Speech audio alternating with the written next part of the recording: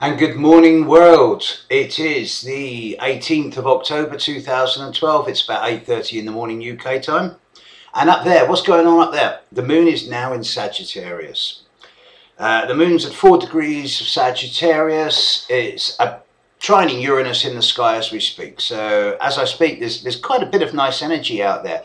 The moon in Sagittarius is nowhere near as subtle, diplomatic, sensitive, tactful or polite as many other moon positions, but it is the most honest on the block. It's also very naive, and it gets away with it because people can't believe that they've just said what they've said because they're far too innocent and nice. And the moon in Sag is going, ha, gotcha.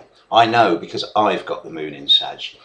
Moon conjunct Mars, a few hours time, so you can be sure that the next few hours are going to have a degree of assertive and projectiveness about them that's going to be interesting and stimulating. This is over the coming 6 or 7 hours during daylight time, UK time today.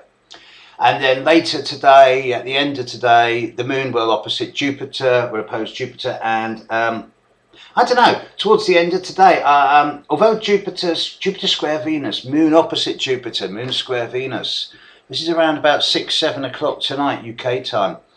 Maybe a bit later, maybe towards the end of the day. I do expect certain people, particularly those born in the very middle, around the 8th of the month of Sagittarius, Gemini, Virgo and Pisces, all to go through a degree of over the top, larger than life, mountains made out of molehills things.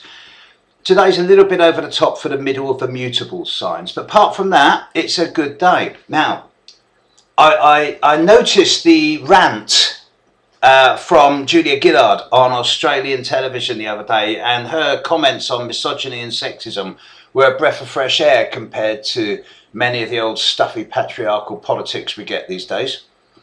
So I thought, okay, let's have a look at the horoscope of Australia. And I will look at the horoscope of America and Obama and Romney and give you my forecast on this over the coming few days. But at the moment, I'm caught up with Australia. And the Australian chart, Australia came into being around 1 o'clock in the afternoon on the 1st of January 1901. And similar to many other countries, it started its existence as a separate autonomous country on the 1st of January, putting its sun at 10 degrees of Capricorn. Australia was born with the sun conjunct Saturn in its chart. The sign of the worker, the person who, or the group, or the entity that grafts and works, and with Pluto coming up to its sun Saturn this year and next, you can be sure that Australia is going to go through a major form of restructuring, which probably means breaking away from the United Kingdom and declaring itself an independent republic. With still some ties, I imagine, but not many. I think Australia is going to go through major lifetime changes over the coming 12 months, and in 12 months' time it will be able to predict its future. But this coming year for Australia, rock and roll. So, it looks like a good place. I must get there.